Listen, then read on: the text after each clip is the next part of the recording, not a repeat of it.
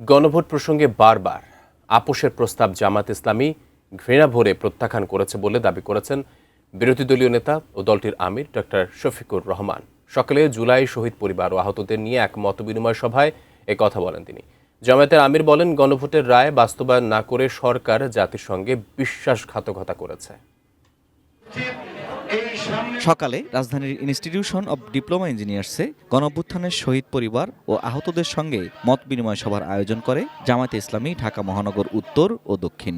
অংশ নেন দেশের বিভিন্ন অঞ্চল থেকে আগত শহীদ পরিবার ও আহত জুলাই যোদ্ধারা। মায়ের বুক খালি হলো, হাজার হাজার ফোন মৃত্যুবরণ করলো, দেশ কি স্বাধীন হয়েছে?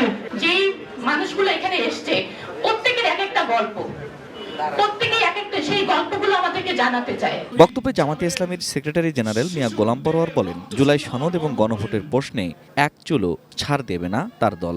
জাতীয় সংসদে সব বিতর্ক রাজনৈতিক সংকট সমাধানের জায়গা হয় সেখানে সমাধান করতে হবে, না হলে যে 70% মানুষ গণভোটে হা ভোট দিয়েছে সেই জনগণকে সাথে নিয়ে রাজপথে ইনশাআল্লাহ তার ফয়সালা হবে।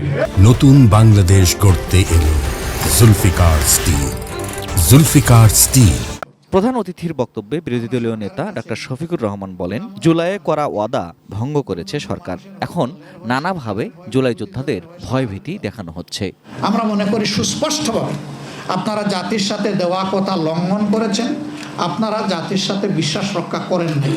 আমাদেরকে বিভিন্ন ভয়ভীতি দেখানো হচ্ছে, আপনাদেরকেও দেখানো হচ্ছে। আল্লাহর কসম, আল্লাহ ছাড়া কাউকে ভয় করি না। ডক্টর শফিকুর রহমান দাবি করেন, জুলাই সনদ ও গণভোট নিয়ে সরকারের পক্ষ থেকে বারবার আপোষের প্রস্তাব দেয়া হয়েছে জামায়াতে ইসলামীকে।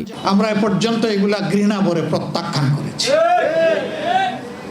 আমরা বলেছি গণভোট আপনারা চাইলেন, আমরা চাইলাম, এখন আপনারা মানেন না, আমরা কিন্তু আমাদের জায়গায় আছি, আমরা এখান থেকে সরতে পারবো না, জনগণের সাথে আমরা বেইমানি করতে পারবো না। প্রশাসন সহ প্রতিটি জায়গায় নির্লজ্জভাবে দলীয়করণ চলছে মন্তব্য করে জামাতের আমির বলেন, স্বৈরাচার থেকে মুক্তি পেলেও আবারও অন্ধকার গলিতে ঢুকে যাচ্ছে দেশ। সব জায়গায় এখন একদম নির্লজ্জ দলীয়করণ চলতেছে। Ferdous Rahman, ATN news, Dhaka.